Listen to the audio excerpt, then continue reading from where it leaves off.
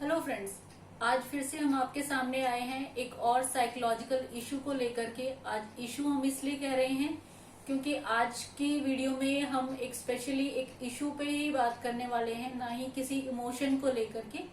तो फ्रेंड, जैसा कि आप जानते हैं, हमारी फैमिली के मेंबर जो हैं हमारे बहुत इम्पोर्टेंट पार्ट होते हैं, जिसमें सबसे इम्पोर्टेंट पार्ट जो हमें समझ आता है वो है हमारे बच्चे। हमारे बच्चों के साथ हमारी लाइफ की बहुत सारी अच्छी बुरी चीजें जुड़ी हुई होती हैं। इवन उनके बर्थ से लेकर के उनके ग्रोन अप एज, उनकी पढ़ाई, उनकी आगे की लाइफ, शादियां, ये सब हमारे लाइफ के बहुत इंपॉर्टेंट इंसिडेंट्स और मोमेंट्स हैं जो हम ऑलवेज ये चाहते हैं कि हम वो मोमेंट चेरिश करें, ना ही उन इंसिडेंट्स के अंदर कुछ भी बुरी यादें या बुरी चीजें जुड़ जाएं। लेकिन समय के साथ हर स्थिति में बदलाव आता है और यहाँ यही बात हम समझने की कोशिश करेंगे कि जब हमारे बच्चे छोटे से बड़े होकर के एक स्पेशल टीन एज तक पहुंचते हैं तो कैसे बदलाव आते हैं और उनके साथ हमें कैसा डील करना है।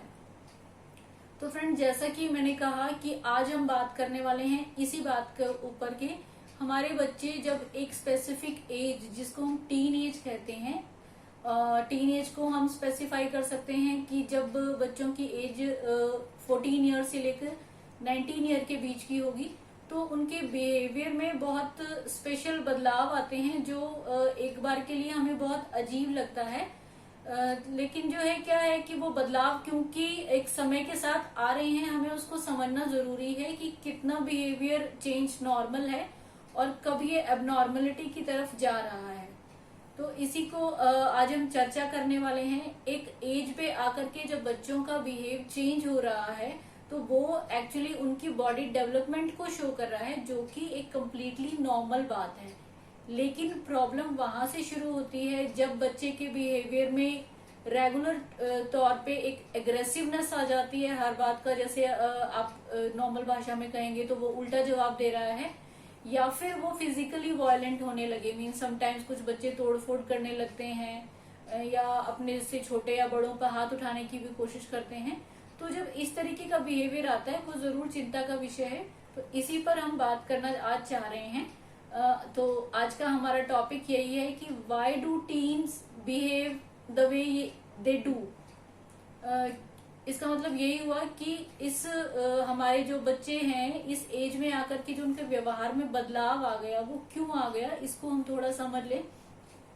तो फ्रेंड्स, इस क्वेश्चन का आंसर वैसे तो बहुत सिंपल ही है, लेकिन मे बी आप लोग को लिए थोड़ा सा उसको बिलीव करना मुश्किल है। लेकिन जब हम थोड़ा एक्सप्लेन करेंगे तो मे बी आप इसके साथ आसानी से कनेक्ट कर पाएंगे।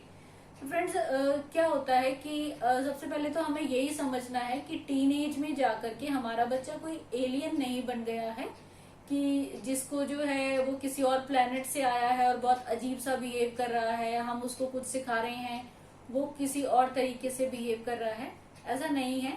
हमें सिर्फ ये समझना है कि हमारा बच्चा एक अडल्ट मैच्योर इंसान से अभी उसके ब्रेन की वायरिंग थोड़ा सा डिफरेंट है, जो कि अभी अंडर प्रोसेस चल रही है। इसीलिए वो वैसा बिहेव नहीं कर पाता है जैसा कि एक मैच्योर अडल्ट पर्सन करेगा। तो जब हम ये बात समझ पाएंगे तो हम देख सकते हैं कि बच्चे का बिहेव चेंज हो रहा है और किस वे में, पॉजिटिव वे में चेंज हो रहा है, नेगेटिव वे में चेंज हो रहा है। क्योंकि कुछ बच्चे एग्रेसिव हो जाते हैं, कुछ बच्चे डिप्रेसिव भी हो जाते हैं। तो यहाँ पर यही देखने वाली बात है कि बच्चे के फिजिकल चेंज के साथ, जैसे कि वो आपकी हाइट से ज्यादा हो गया, उसकी फिजिकल अपीयरेंस चेंज हो गई, उसकी वॉइस चेंज हो गई। इन गर्ल्स में जो है आपको पीरियड्स आने शुरू हो गए, उसकी वजह से भी बच्चों के बिहेवियर में चेंज आ रहा है। तो बेसिकली हम ये कहना चाह रहे हैं कि यहाँ पर बच्चों की जो हार्मोन लेवल चेंज हो रहा है वो भी सिचुएशन को एक तरीके से कॉम्प्लिकेट करता है।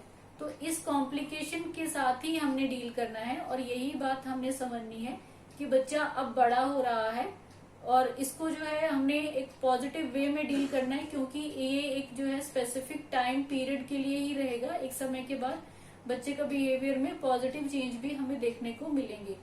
तो फ्रेंड्स, यही एक कारण होता है, मेन इम्पोर्टेंट कारण, कि इस एज में आकर के, टीन एज में आके जब आपका बच्चा पेरेंट्स को या टीचर्स को मतलब नेगेटिव फीडबैक उसके मिलने लगे या कुछ गलत वो डिसीजन लेना शुरू करता है, हमेशा रिबेलिंग बिहेव करता है, मीन्स हर एक बात को गलत तरीके से समझता है या अपने तरीके से समझता है, तो ये सारी चीजें एक टीन एज बिहेवियर को शो कर रही हैं।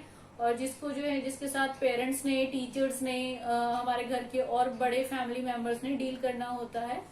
तो मैं इसमें सबसे इम्पोर्टेंट चीज अब यही कहना चाह रही हूँ कि जब आपका बच्चा इस प्रॉब्लम तो नहीं कहेंगे कि एज के फेज से गुजर रहा है, तो चाहे वो एक सिचुएशन में आकर के आपसे इमोशनली थोड़ा डिटैच आप फील करो उससे, या बच्चा आपको शो कर रहा है कि अब वो बड़े हो गए हैं, इंडिपेंडेंट हो गए हैं, दे डोंट नीड यू, फिर भी आपको अपने बच्चे से दूर नहीं होना है। आपने अपने बच्चे को सेम अटेंशन और अपनी अफेक्शन देनी है, ताकि आपका बच्चा एक स्पेसिफाइड एज में कोई भी रॉन्ग डिसीजन लेकर के अपने आने वाली लाइफ की को जो है खराब ना कर ले या किसी प्रॉब्लम में ना फंस जाए। तो इन चीजों को साथ हमने कैसे डील करना है, इसी बारे में आज हम बात करने वाले हैं।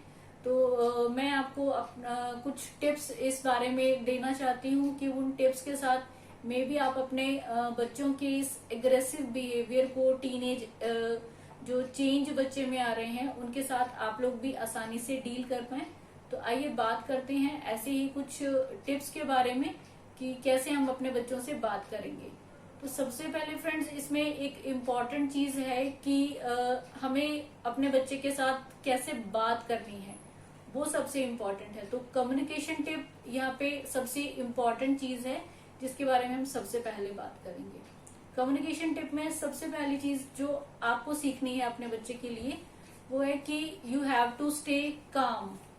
कि जब तक आप काम बिहेव नहीं करेंगे, मान लीजिए आप किसी इशू पे, किसी टॉपिक पे बच्चे से बात कर रहे हैं और वो अचानक से गुस्सा हो जाता है या आपकी बात नहीं सुनता या आपको उल्टा जवाब दे रहा है, तो बजाय कि आप उस पे रिपेल होके और गुस्सा दोबारा से करना शुरू करें, बेटर कि आप उस टाइम पे चुप हो जाएं, टेक अ डीप ब्रीथ और फिर से अपना पॉइंट बच्चे को समझाने के लिए कामली जो है उसको फिर से अपनी बात एक्सप्रेस करने की कोशिश करें। इसके बाद है कि किसी भी कॉम्प्लिकेटेड सिचुएशन में, किसी भी एग्रेसिव एनवायरनमेंट में आप जो है अपने आप को कोशिश ये करेंगे कि बच्चे के साथ जो है, अगर माहौल ज्यादा गर्म हो गया है, गुस्से वाला हो गया है, तो उसमें थोड़ा सा हंसी मजाक ऐड कर दें, ताकि सिचुएशन दोबारा से वहां पे ना पहुंचे एंड टेक अ रीस्टार्ट। बच्चों का बिहेवियर को देखते हुए कभी भी ऐसा नहीं करें कि आप उनको इग्नोर कर रहे हैं, गुस्से से देख रहे हैं या बातचीत बंद कर दें। ऐसा बिल्कुल कभी नहीं करें, क्योंकि ऐसा करने से क्या है, एक जो आप लोगों के बीच में क्लैश आ रहा है वो और बढ़ जाएगा। हमेशा जब आप बच्चे से बात कर रहे हैं तो बच्चे को भी अपना पॉइंट आपको समझाने के लिए समय दें, ताकि दोनों तरफ से कम्युनिकेशन होगी, तो उसको अपने आप को अवॉइडेंट फील नहीं होगा और वो भी आपकी बात समझने की थोड़ी सी कोशिश करेगा। इसके बाद ये है कि आपको अपने बच्चे के साथ थोड़ा अंडरस्टैंडिंग बना के रखना भी जरूरी है, क्योंकि प्रॉब्लम तो सिर्फ आपकी ही नहीं, बच्चे की ज्यादा है। सिर्फ यहाँ पे बात ये है कि हमने उसको समझना है और किस वे से उसको पॉजिटिवली समझाना है। एक बात और ये होती है कि आपको लगता है कि आपका बच्चा हमेशा नेगेटिव बिहेव कर रहा है, लेकिन समटाइम्स ऐसा भी होगा कि वो अच्छे से बिहेव कर रहा है, कामली बिहेव कर रहा है, आपकी बात को समझ रहा है, मान भी रहा है। तो जब वो ऐसा पॉजिटिव वे में बिहेव करता है, तो कभी उसको अप्रिशिएट करना आप नहीं भूलेंगे, क्योंकि जब आप अपने बच्चे को अप्रिशिएट करते हैं उसके किसी भी काम के लिए, तो वो हमेशा बच्चे को एक पॉजिटिव फीडबैक देता है कि आपके पेरेंट्स आपकी की हुई बात से कन्विंस हैं और वो आगे भी कुछ अच्छा करेगा, तो उसको अपने पेरेंट्स से शाबाशी मिलेगी। तो आप इस प्रकार से ये कुछ कम्युनिकेशन के टिप्स अपने बच्चे के साथ अपना सकते हैं। इसके बाद है कि हम अपने बच्चे के साथ अपना रिलेशनशिप किस तरीके से स्ट्रॉन्ग कर सकते हैं। तो उसमें जो एक सबसे पहली इम्पोर्टेंट बात निकल के आ रही है कि सभी पेरेंट्स अपने बच्चों से कुछ चीजें एक्सपेक्ट करते हैं कि मेरा बच्चा इस तरीके से बिहेव करे, ऐसी लैंग्वेज में बात करे, कुछ गलत काम नहीं करेगा, या हम चाहते हैं कि वो कुछ स्पेसिफाइड प्रोफेशन चूज करे या अपने बड़ों से कैसे बात करनी है, ये सारी चीजों के लिए हम अपने बच्चे को अक्सर चीजें सिखाते रहते हैं। लेकिन सिर्फ उसको सिखाने से बात नहीं बनती है जब तक हम खुद उसके लिए रोल मॉडल नहीं बनेंगे। कि बोलते हैं ना कि आपकी जो है सबसे पहले टीचर आपकी फैमिली मेंबर्स आपके पेरेंट्स होते हैं, तो जैसा वो करते हैं आप वैसा ही तो सीखेंगे। तो यहाँ इम्पोर्टेंट बात यह है कि आपको अपने बच्चे के लिए रोल मॉडल बनना है। जैसा आप बिहेव करेंगे तो ऑब्वियस है आपका बच्चा आपको इमिटेट करेगा।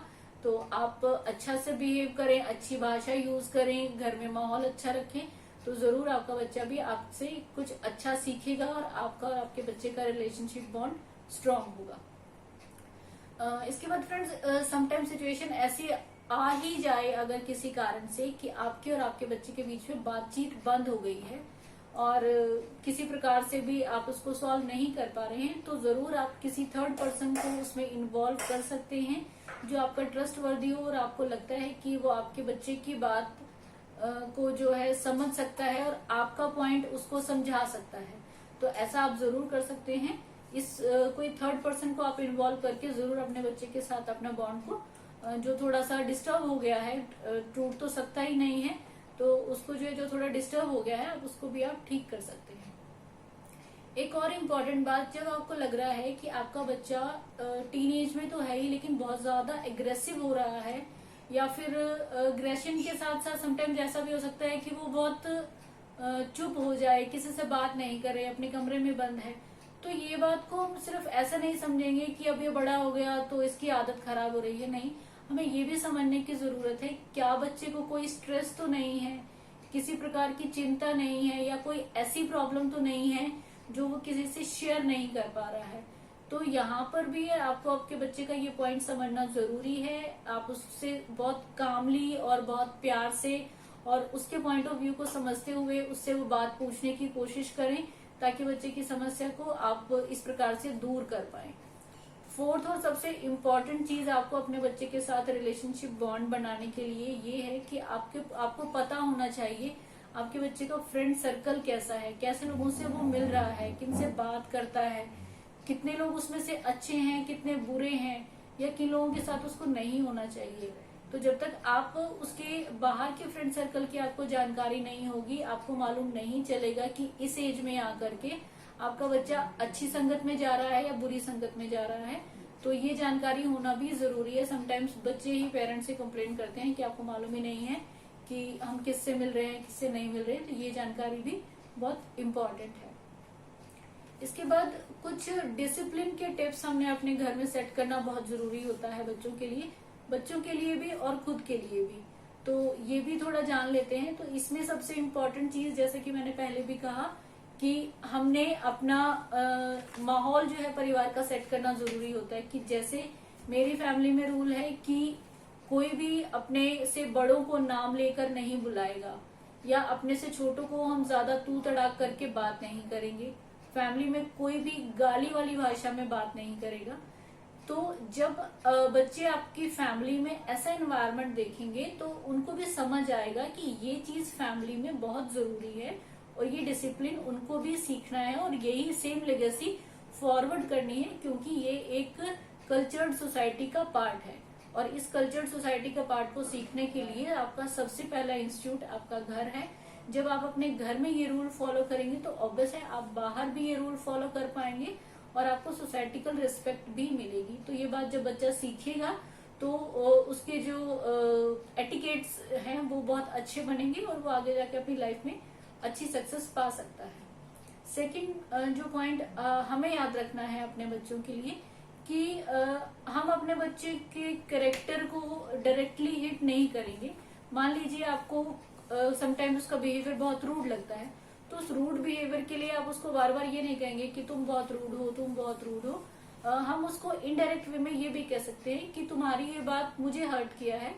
तो जब आप उसको ऐसी लैंग्वेज में अपना पॉइंट समझाने की कोशिश करेंगे तो डेफिनेटली उसको भी लगेगा कि हाँ कुछ गलत है, मुझे इसके बारे में सोचना चाहिए। तो वो जरूर उस बारे में पॉजिटिव वे में सोचे। इसको ध्यान रखनी चाहिए। और उसमें सबसे इम्पोर्टेंट बात है कि आप किसी भी बात पे, चाहे वो आपका पॉइंट सही भी है, तो आप बच्चे के साथ आर्ग्यूमेंट कोई भी करने से बचे। क्योंकि आप यदि आप आर्ग्यूमेंट करेंगे तो ऑब्वियस है आपका थोड़ा टेम्पर हाई होगा, और टेम्पर हाई में बात करने का कोई फायदा नहीं होता है, आप अपना पॉइंट नहीं समझा पाएंगे जब तक आप काम नहीं हो पाएंगे। तो इसलिए आप उस समय जरूर आर्ग्यूमेंट से बचें। जब आपका मूड खराब है और स्टिल आप जो है कुछ बात कहना चाह रहे हैं, तो उस मूड खराब में भी बहुत बात करने का फायदा नहीं होता। जैसे कि मैंने अभी कहा कि हाई टेम्पर में कोई भी अपना पॉइंट प्रूव नहीं कर सकता, चाहे वो कोई समझदार व्यक्ति ही क्यों ना हो। इसके बाद फ्रेंड्स एक बात और है कि समटाइम्स क्या होता है, हीट ऑफ द मोमेंट बच्चे भी आपको कुछ गलत बात कह देते हैं, खास तौर से टीनेज बच्चों की हम बात कर रहे हैं। तो उस समय आप कोई भी बात को पर्सनली नहीं लें, क्योंकि जितना बॉन्ड आपका आपके बच्चों के साथ स्ट्रांग है उतना ही आपके बच्चों का भी होता है। और जैसा कि मैंने स्टार्ट से ही कहा कि ये सिर्फ एक लाइफ का फेज होता है बच्चों का जो निकल जाता है। तो उस समय कही हुई किसी भी बात को अगर आप अपने दिल से लगाएंगे और समझेंगे कि हमारे बच्चे को हमारे से कोई अफेक्शन नहीं है, तो ऐसा नहीं होता है। तो उनकी कही किसी भी बात को आप इस प्रकार से अपने दिल पे नहीं लें और अपने बच्चे के साथ अपना बॉन्ड बनाए रखें। एक और बात है कि अगर आप हर समय बच्चे को लेक्चर मोड में ही बात करेंगे कि हम लोग अपनी लाइफ में ऐसा करते थे, तुम नहीं कर रहे हो, ऐसा करना चाहिए, वैसा करना चाहिए, तो ये चीजें क्या है, बच्चा एक टाइम पे जाकर के उन चीजों के लिए रिलक्टेंट हो जाता है। वो फिर उनको अनसुना करता है, एक कान से सुना दूसरे से निकालेगा, उसका कोई फायदा नहीं है। तो जब भी आप बात करें, अगर कोई स्पेशल टॉपिक है, कोई इशू है, समझाने वाली बात है, तो बैठ के बात करें। ये नहीं है कि आप चलते फिरते कुछ भी हर समय बोलते रहें।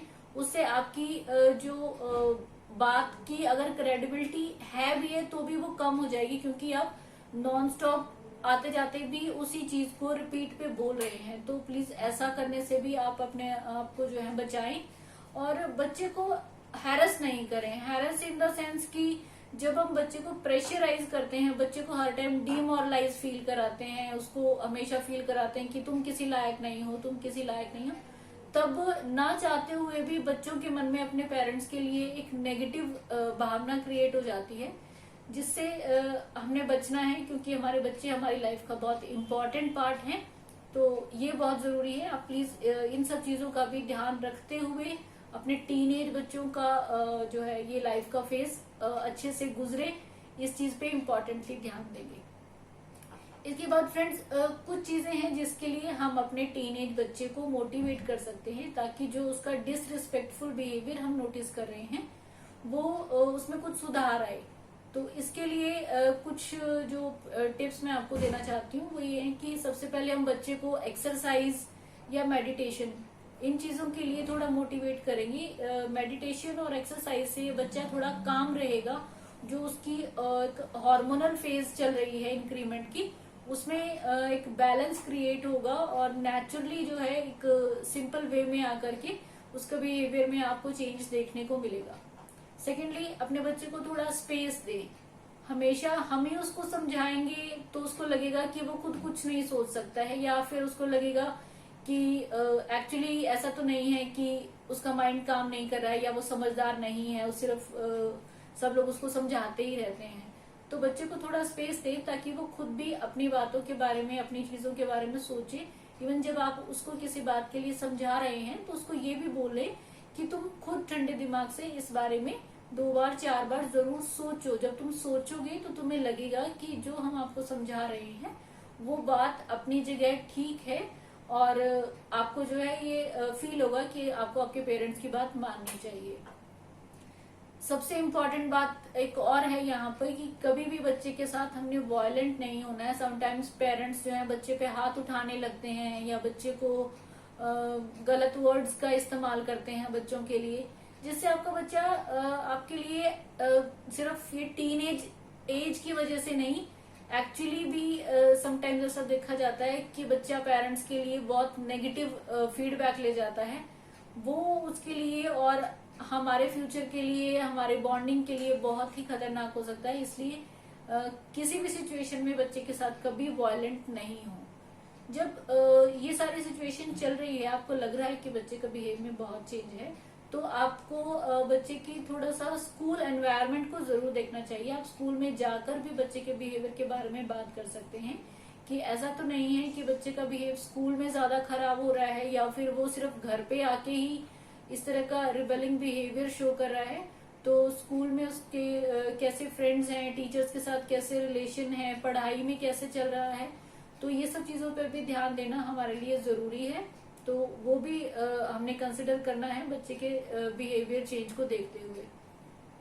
इसके बाद फ्रेंड्स एक और बात यहाँ पे ये आ जाती है कि हमने इतना कुछ कर लिया, इतने सारे टिप्स फॉलो कर लिए, बच्चे के बिहेवियर चेंज के लिए हम खुद भी कोशिश कर रहे हैं, बच्चे को समझा रहे हैं, कुछ उसके फ्रेंड्स को या हमारे और ट्रस्टेड लोगों को हम ऐड कर रहे हैं। ये सब होने के बावजूद भी जब आपका बच्चा कोई सुधार, बच्चे में कोई सुधार आप नहीं देख पा रहे हैं और हमें नहीं समझ आ रहा है कि ये क्यों रिपीट पे इतना एग्रेसिव हो रहा है या फिर वायलेंट भी हो रहा है, तो ये सब चीजें देखते हुए हमें समझना चाहिए कि ये सिर्फ टीनेज की एक फेज प्रॉब्लम नहीं है, मे बी यहाँ पे थोड़ा डीप साइकोलॉजिकल इशू हो, बच्चे को कोई एक्चुअली कोई मानसिक बीमारी की अवस्था में नहीं जा रहा हो, कोई डिप्रेशन या स्ट्रेस की वजह से कोई अनवांटेड समस्या में जा रहा है, जिसको हम सिर्फ एक नॉर्मल बिहेवियर इशू समझ के बच्चे को डांट रहे हैं या समझा रहे हैं।